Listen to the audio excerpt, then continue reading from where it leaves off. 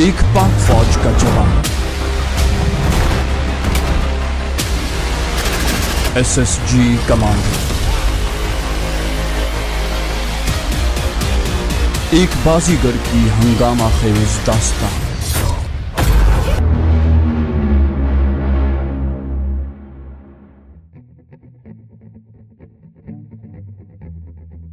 यार मुझसे तो ये नौकरी नहीं होने वाली। ट्रेनिंग की शुरुआत है और अभी से मेरे घुटनों के बॉल बेरिंग जवाब दे गए हैं। सारे जिस्म में दर्द की लहरें यूं उठ रही हैं जैसे किसी ने डंडों से पिटाई की हो या फिर 104 डिग्री का बुखार हो। आराम के लिए ये नहीं छोड़ते। 24 घंटों में 4 घंटे भी तो नींद के लिए नहीं मिलते। और खाने की सूरत हाल मुलायजा हो। अमजद ने एक साबत बैंगन उठाकर मेरी आंखों के सामने लहराया। तूने कभी सुना है कि अंडे और बैंगन यकजा करके पकाए जाते हों और बैंगनों को काटा भी न जाता हो? मैंने अपने सामने रखी प्लेट की तरफ इशारा किया। ये ट्रेनिंग है भाई, इसमें खाने की हालत भी यही होगी और हमें जिस्मानी तौर पर मजबूत करने के लिए मुश्किल किस्म की मशकें भी कराई जाएंगी। आखिर हम फौजी बनने आए हैं, स्कूल मास्टर नहीं। मुल्क का दिफा करना है हमने। वो बोला मुखातिब तो तमीज से कर सकते हैं ना।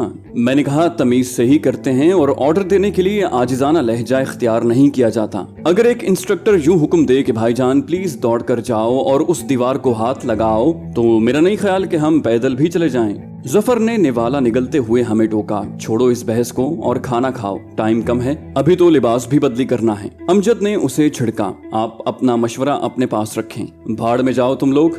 मैं तो चला, 15 मिनट रह गए हैं फॉल इन से। फॉल इन ट्रेनिंग के लिए फौजियों को जमा करने को कहते हैं। ये कहकर जफर अपने कमरे की तरफ चल दिया और हम भी उसके पीछे ही हो लिए कि टाइम वाकई कम था। विसल किसी भी वक्त बज सकती थी। फौजियों को इकट्ठा करने के लिए जोर से विसल यानी सीटी बजाई जाती है, जिसका मतलब होता है कि तमाम इकट्ठे हो जाएं। आजकल ट्रेनिंग सेंटरों में निक्कर बनियान की बजाय ट्रैक सूट इस्तेमाल होते हैं। अभी हम बूटों के तस्मे बांध रहे थे कि सीटी जोरदार आवाज में बजने लगी और हम सब दौड़कर ग्राउंड में पहुंच गए। अगले 40 मिनट में हम कभी दौड़ते, कभी डड्डू चाल यानी मेंढक की तरह चलना यानी दोनों पांव पर बैठकर जंप लगाना, कभी लॉन्ग अप यानी टांगे ऊपर दीवार के साथ और सर नीचे, तो कभी फ्रंट रोल करते नजर आते। 40 मिनट के इख्तिताम पर एक मर्तबा फिर सीटी बजी और हम एक मर्तबा फिर इकट्ठे हो गए। मुख्तलिफ टीमें बनाई गईं और हर रिक्रूट को उसके पसंदीदा गेम खेलने के लिए भेजा गया। ट्रेनिंग सेंटर में हर किस्म के ग्राउंड्स बल्कि जिम्नेजियम तक मौजूद था। ये पीरियड 1.5 घंटे पर मुश्तमिल था।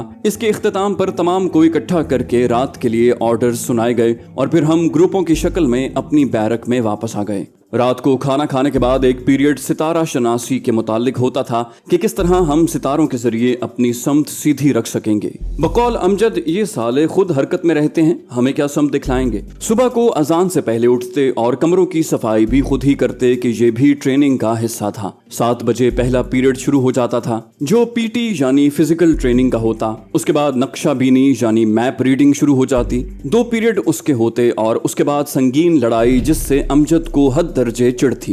कहता यार इतना एमुनिशन है कि कमरे भरे पड़े हैं, फिर भी हमें खाली राइफल से लड़ना सिखा रहे हैं। इनका मकसद इसके अलावा कुछ नहीं कि हम भगोड़े हो जाएं। जफर ने अमजद को छेड़ा, जिस दिन से ट्रेनिंग शुरू हुई है तुम यही शोर मचा रहे हो कि नौकरी नहीं करनी, भाग जाऊंगा, दरखास्त दे दूंगा, अब चले भी जाओ ताकि हम तो आराम से नौकरी कर सकें। वो बोला यार मैं तो चला जाता, आप लोगों के लिए रुका हुआ हूँ ताकि आपको साथ लेकर जाऊं।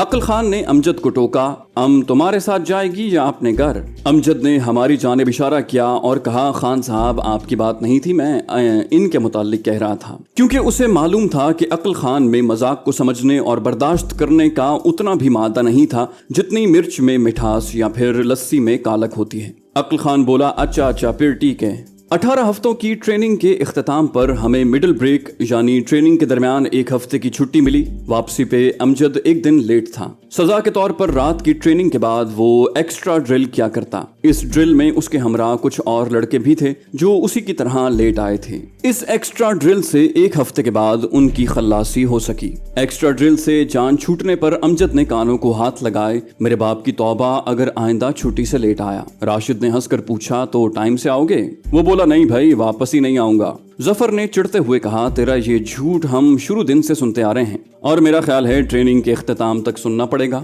अमजद बोला, तो मेरे इस झूठ से तुम्हें क्या तकलीफ है? मैंने कहा, सिर्फ मुझे नहीं, तमाम को तकलीफ होती है। तेरी इन्हीं बातों की बदौलत 3-4 लड़के भगोड़े हो गए हैं। वो बोला, मेरी बातों की वजह से नहीं बल्कि उनके बर्ताव की वजह से भागे हैं। अमजद का वाज़े इशारा उन लोगों से चंद गज दूर बैठे हुए इंस्ट्रक्टर्स की तरफ था। जफर ने मजाकन इंस्ट्रक्टर की तरफ रुख किया, बता दूं इनको। फिर इससे पहले कि अमजद उसकी मिन्नत समाजत करता, जोर से सीटी बजी जो वाज़े तौर पर ब्रेक के खत्म होने का ऐलान था। अगले 6 हफ्ते फायर की ट्रेनिंग थी, उसके बाद जंगी चालों के 6 हफ्ते और आखिर में 4 हफ्ते परेड की तैयारी के थे, जिसे पासिंग आउट परेड कहते हैं।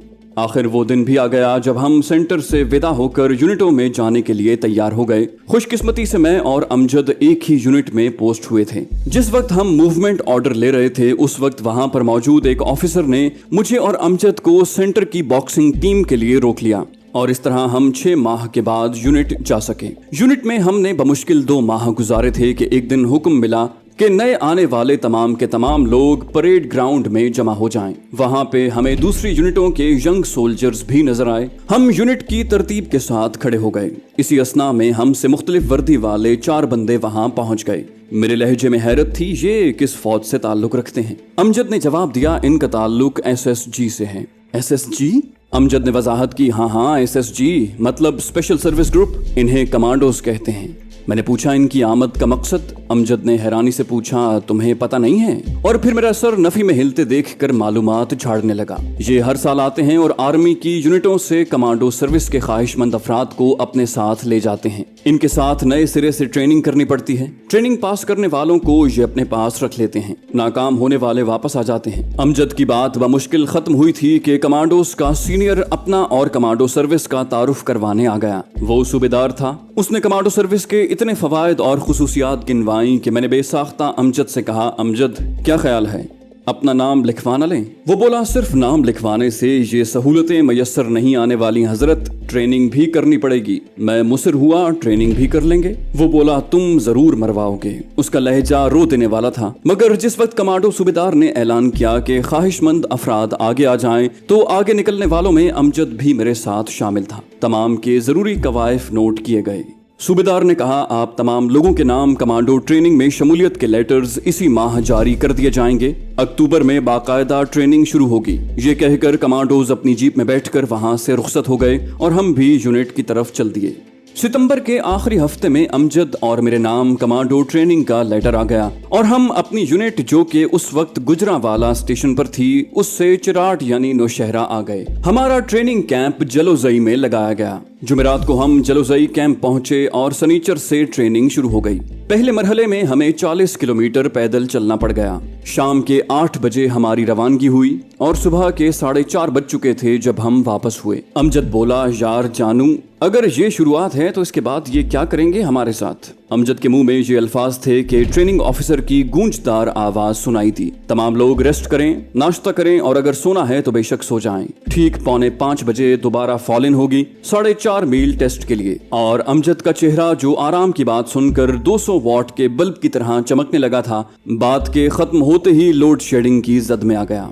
वो मुंह बसूर कर बोला, सारी रात चलने के बाद इतना ज्यादा रेस्ट? सुना है तुमने, पूरे 15 मिनट का रेस्ट है, वो भी सिर्फ 8 घंटे मुसलसल चलने के बाद। वाह भाई, मैं तो चला वापस यूनिट। मैंने उसे झिड़का, बेवकूफ मत बनो, अगरचे ट्रेनिंग मुश्किल है मगर बाद में सहूलियात भी तो ज्यादा हैं। वो बोला, ट्रेनिंग को मुश्किल कहना तो कसर नफसी है हुजूर की, वरना इसको आसानी से नामुमकिन कहा जा सकता है। और जहाँ तक ताल्लुक है सहूलियात का, तो सहूलियात के लिए जिंदा रहे तो उनसे फायदा उठाएंगे ना। मैंने कहा, अमजद तुझे शिकवे शिकायत के अलावा भी कुछ आता है? अगर ट्रेनिंग करनी है तो करो, नहीं तो शौक से वापस यूनिट चले जाओ, मुझे डिमोरलाइज करने की जरूरत नहीं है। वो बोला, जानू तू तो खफा हो गया यार, मैं तो बस यूं ही। मैंने कता कलामी की, क्या यूं ही? वो बोला, बस हकीकत बयान कर रहा था। ना चाहते हुए भी मुझे उसकी बात पर हंसी आ गई। हम दोनों जुराबें तब्दील करके स्टार्टिंग पॉइंट पर पहुंच गए, जहां से 4.5 मील का आगाज होना था, बल्कि खत्म होने की जगह भी यही थी कि हमने 2.25 मील जाकर वहां पर पहले से मौजूद इंस्ट्रक्टर से टोकन लेकर वापस इसी जगह पहुंचना था। कमांडो ट्रेनिंग के शुरू होते ही तमाम स्टूडेंट्स को जोड़ियों में हरकत करना पड़ती। इसको उर्फ़े आम में बड़ी सिस्टम कहा जाता है। साथी के चुनाव पर इंस्ट्रक्टर की तरफ से कोई कदगन नहीं होती, इसलिए मैं और अमजद वहाँ भी इकट्ठे ही रहे। सारी रात की बेआरामी और थकन की वजह से गो ये 4.5 मील काफी मुश्किल लगे, लेकिन इतने नहीं कि हमें कमांडो बनने से मुतनफ़र कर सकते। हालांकि 300 बंदों ने दौड़ने से इनकार कर दिया था। कमांडो ट्रेनिंग में चूंकि हर शख्स की मर्जी का गहरा दखल था, इसलिए इन लोगों को ट्रेनिंग से अलहदा कर दिया गया। बाकी का दिन आराम से गुजारा। अगली सुबह फिजिकल टेस्ट था। आर्मी की निस्बत इनका फिजिकल टेस्ट काफी मुश्किल था, लेकिन इत्तेफाक से हम दोनों जिस्मानी लिहाज से फिट थे, इसलिए हमें ये टेस्ट पास करते हुए कोई दुश्वारी पेश नहीं आई थी। वक्त गुजरता रहा। हर आने वाला दिन पहले से सख्त साबित हुआ। आए रोज बढ़ती सख्ती का अंदाजा इस बात से लगाया जा सकता है कि ट्रेनिंग की इब्तिदा में स्टूडेंट्स की तादाद 2500 थी, जो एक माह के बाद 1200 रह गई। मजीद कुछ ट्रेनिंग गुजरने के बाद हमें पिट्ठू यानी बैक पैक भी पहनना पड़ गया, और वो भाग दौड़ जो हम बगैर पिट्ठू के करते थे, अब पिट्ठू पहन कर करनी पड़ती। एक बात बताओ जानू, अमजद ने हस्बे आदत मुझे मुख्तसर नाम से पुकारा। उस वक्त हम फायर करने के लिए अपनी बारी का इंतजार कर रहे थे। मैंने कहा, बोले भाई माजे साहब, आपको कौन रोक सकता है। वो बोला, यार मुझे बेसिक ट्रेनिंग के इंस्ट्रक्टर बहुत याद आते हैं, बल्कि बहुत प्यारे भी लगने लगे हैं। इन कसाईयों के मुकाबले में वो फरिश्ता रहमत थे। मैं बमुश्किल अपनी हंसी जब्त करता हुआ बोला, ट्रेनिंग की सख्ती और मुश्किलात के अलावा भी तुझे कुछ सूझता है? क्योंकि अगर मैं हंस पड़ता तो इंस्ट्रक्टर्स के पीछे उसने लताइफ का पटारा खोल लेना था। वो जल्दी से बोला, हाँ क्यों नहीं। छुट्टी के बारे में, ट्रेनिंग के खत्म होने के बारे में और अपनी शादी के बारे में हर वक्त फिक्रमंद रहता हूँ। मैंने कहा, छुट्टी भी जल्दी मिल जाएगी, ट्रेनिंग भी अनकरीब इख्तिताम पजीर होने वाली है। अलबत्ता तेरी शादी जरा मुश्किल है कि बकौल तेरी सास भी अभी तक पैदा नहीं हुई। और वाकई अगले हफ्ते हम 2 दिनों के लिए घर जा रहे थे।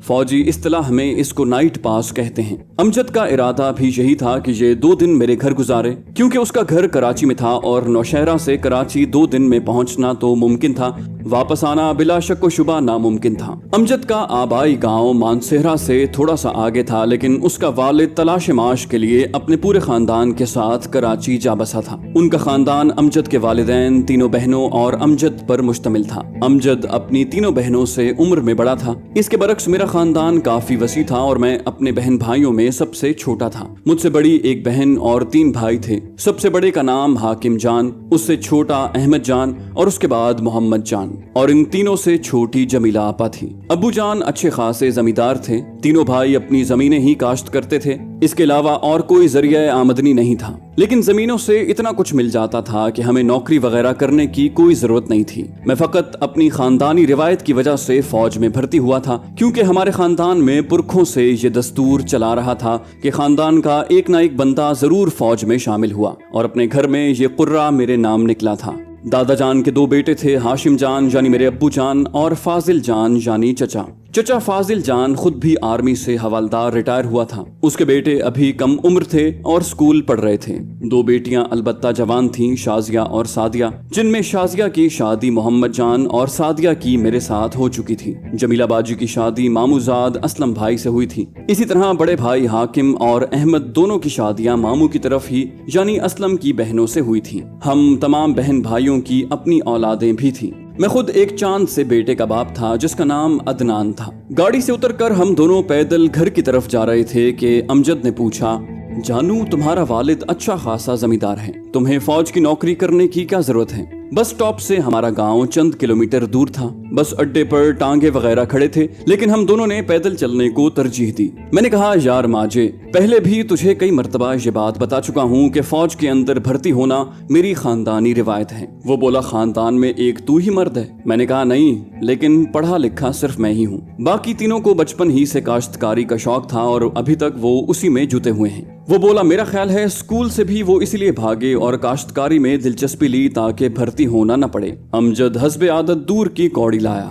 मैंने कहा, अगर मैं कहूँ कि तू गधा है तो इसमें जरा सा भी मुबालगा ना होगा, सिर्फ दुम की कमी है, सींग उसके भी नहीं होते। वो बोला, इसमें गधेपन की क्या बात है? सामने की बात है तेरे भाई 4 से 3 होना चाहते हैं, इसलिए खानदानी रिवायत का झांसा देकर तुझे फौज में भर्ती करवा दिया। मैं झल्ला कर बोला, तू कौन सा वापडा में है? वो बोला, मैं तो गुर्बत के हाथों मजबूर हूँ, वरना कब का भगोड़ा हो चुका होता। मैंने दूर से हाकिम भाई को अपनी समत आते देख कर कहा, अच्छा अब अपनी चोंच बंद रखो, भाई जान आ रहे हैं। अमजद चूंकि पहले भी मेरे घर आ चुका था इसलिए उन्हें पहचानता था। बोला मुझे नजर आ रहा है, ज्यादा शौक होने की जरूरत नहीं है। 2 दिन हमने खूब एंजॉय किया। अमजद शिकार का बहुत शौकीन था। 12 बोर बंदूक लेकर हम सारा दिन परिंदों के पीछे भागते रहे। अमजद मेरे बेटे अदनान को अपने साथ लिपटा कर बोला, अदनान को देखकर तो मेरा भी जी चाहता है कि जल्द से जल्द शादी कर लूं। मैंने उसके लंबे कद की तरफ इशारा किया। इतने लंबे बंदे को तो किसने बेटी देनी है? वो बोला तुमसे तो इंच आध इंच कम ही होगा। तुझे अगर मिल गई है तो कोई हमारे लिए भी दीदा दिल फर्शे राह किए बैठी होगी। मैंने कहा माजे साहब मेरे तो चचा की बेटी है। वो फलसफियाना लहजे में बोला हम भी ढूंढ लेंगे कोई चचा। मैंने कहा अच्छा यार ढूंढ लेना, फिलहाल तो खाने का बंदोबस्त करते हैं। मैं अदनान को उसके हाथों से लेकर जनाने की तरफ बढ़ गया। अगले दिन हम सवेरे ही घर से निकल पड़े ताकि वक्त से अपनी जगह पहुंच सकें। 2 हफ्तों के बाद हमने मंगला डैम पर तैराकी की ट्रेनिंग के लिए जाना था। मैं तो खैर बचपन से ही तैराक था। अमजद अलबत्ता तैराकी नहीं जानता था और इस वजह से खौफजदा भी था। वो रो देने वाले लहजे में बोला यार इतनी सर्दी में तैराकी। मैंने हस्बे आदत उसे चिढ़ाया, फरवरी में कौन सी सर्दी होती है, ये कोई जनवरी तो नहीं है। और यूं भी कमांडो बनने के लिए सर्दी गर्मी नहीं देखी जाती। अगर मौसम के असरात ट्रेनिंग में माने हो जाएं तो कल कला जंग के मैदान में ये सहूलियात कौन मुहैया करेगा। वो बोला कल की कल देखी जाएगी, तुम आज के बारे में सोचो। 1 किलोमीटर मुसलसल तैरना है, हम कोई मछली या बतख तो नहीं है। मैंने कहा बगले तो हो ना। वो जलकर बोला ये मैं वक्त आने पर पूछूंगा बगला भगत साहब, और मैं मुस्कुरा दिया। ट्रेनिंग के बाकी मराहिल की तरह ये मरहला भी गुजर गया और फिर वो वक्त भी आ गया जिसमें हमें पैराशूट के जरिए जहाज से जंप लगाना था। उसके बाद लॉन्ग मार्च जो 50 किलोमीटर पर मुश्तमिल होती है और माँ साजो सामान के करनी पड़ती है। और फिर सबसे आखिरी मरहला स्कीम का था जिसमें 1 हफ्ता अपने बंदोबस्त पर हमें जंगल में गुजारना था।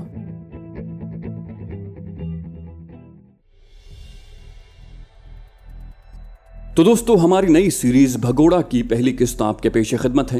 ये स्नाइपर के मुसन्निफ जनाब रियाज आकिब कोहलर साहब की एक और शोहरा आफाक कहानी है जो कि सच्चे वाकयात और तजुर्बात पर मबनी है। उम्मीद करते हैं आपको हमारी ये सीरीज पसंद आएगी। जाने से पहले बस इस वीडियो को लाइक कर दीजिए। इंशाल्लाह आपसे अगली किस्त में मुलाकात होगी। तब तक के लिए अल्लाह हाफिज।